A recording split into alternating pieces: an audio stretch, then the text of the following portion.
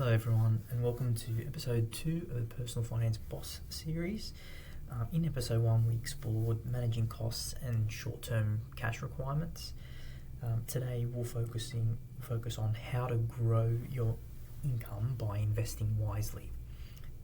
Just a disclaimer, the information in this presentation is of a general nature only. It doesn't take into account your objectives, financial situation or needs. I recommend obtaining personal financial advice before making any decision. So starting from the top in terms of the risk and return characteristics of investment types. So Australian cash, average return, current return is probably about 4% per annum. No capital risk, but the opportunity cost is that inflation reduces the value of that cash over time in terms of its ability to purchase things for you in the future. Bonds, there's moderate gains and losses possible, average return of 5% per annum. Usually, because you're a lender, when you're investing in bonds, you're investing on the lending side. It's a protective type of asset. It's more a defensive type of asset, and there is a chance of gains and losses being possible depending on interest rates changing. Commercial and residential property, moderate to high capital risks, and depending on the cycles. Average returns for commercial about 6% per annum over the long term, and residential 7% per annum over the long term. Now these are averages across Australia. These type of assets require large capital commitments and don't have as much flexibility. So it requires a high level of entry and oftentimes requires borrowing and leverage. Australian shares, so these are the listed Australian share market, has average return of 9% per annum over the long term, high capital risk, and you need to be in these assets for longer term. Oftentimes 7 to 10 years from that point you can start to achieve average returns depending on the market cycle. Private equity and small businesses have a much higher return but a higher capital risk, so bad business bankruptcy in private equities can be quite high, long lock-in periods, and oftentimes they require a high amount to invest initially, and this obviously reduces your ability to diversify. Small businesses, on top of being having the same sort of components as private equity, it also requires a high management involvement oftentimes. Because it's a small business, so usually you're buying it to be involved in the management of it. So when you're given these options as a person, from a personal finance perspective, we need to look at what we can implement and what we can maintain over the long term. And under that framing, we need to then look at how we can build wealth over the long term with the highest possible chance for ourselves. Looking at building up $1 million from a personal finance perspective, and this just shows the years or the time taken to build up $1 million, assuming you put $2,000 a month into an investment. So for the small business, it's the lowest, taking 11 or 12 years. Assuming you're putting $2,000 a month, it may not work that way. You may need to put an initial amount in, but this is just to provide an indication for people of the time it takes to build $1 million. Private equity can take sort of 13 to 14 years, and Australian shares, you're looking at 16 to 17 years to build $1 million by putting $2,000 a month.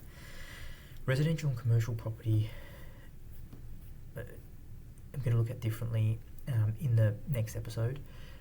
These are assets that you obviously require a large lump sum. They're not as liquid, and you are going to need to leverage these assets, oftentimes 70 to 80%, and that can change the way you build wealth in these assets, but it's also highly specific to whether you're living in them or investing them. Bonds and cash are used to protect. They're mainly defensive assets, so the focus really is on these first three, but in particular in Australian or listed shares. I want to talk about listed shares, whether they're in Australia, in the US, Europe, Asia. There's listed shares in those countries are often have an index. Over time, that index can be measured, and usually it involves the top companies in those areas.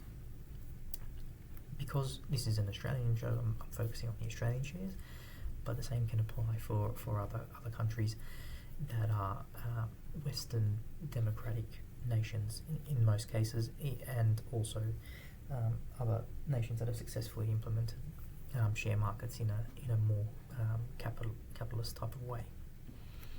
Now, the risk with small businesses is that up to 70% of small businesses fail within 10 years. So although it is the way to achieve that $1 million in the shortest time frame, there's a very high risk of it failing. In terms of private equity, they are about 10 times more likely to go bankrupt than non-private equity owned firms. So those risks on those first two categories on achieving $1 million show you the risk-return trade-off with investing in these types of assets. And the reason why I want to focus on the listed Australian shares is that over the last 100, so I'm focusing on the listed Australian share market, but again, this can apply to other share markets, other international shares as well. But over the last 100 years, the returns on listed, so the ASX 200, so if you had an index, Australian 200 companies, what's been returned on average is about 9% per annum. And that's been through wars, World War II, there's been weather catastrophes, disasters, COVID crisis, financial crisis. There's been a lot of events that have occurred, governmental changes, economic changes. There's so many significant events that have occurred over those periods, but those returns have still been generated on average over the long term. And when you think about the companies that are on the listed market, whether it be in the US, in Australia, in China, Japan, these are the best of the best companies. When you look at the failure rates and the bankruptcy rates in small businesses and private equity, the companies that what they have to do to get to the top sort of 200 companies in the country that are listed, they're often at 0.1%. They're the winners. They are the best of the best companies.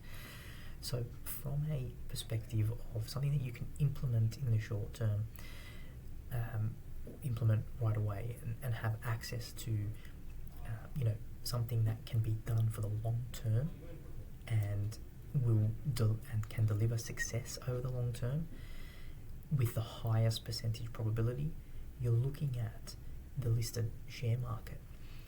And that's why I think it's important to consider it as a way to build wealth in conjunction with your portfolio. But it's a very important part of it in terms of building wealth and passive income, because you need to build the wealth first to generate passive income. And there are several ways to do it. A small business, you can achieve it. Obviously, the percentage chance is lower in a small business, and a private equity is also a high risk.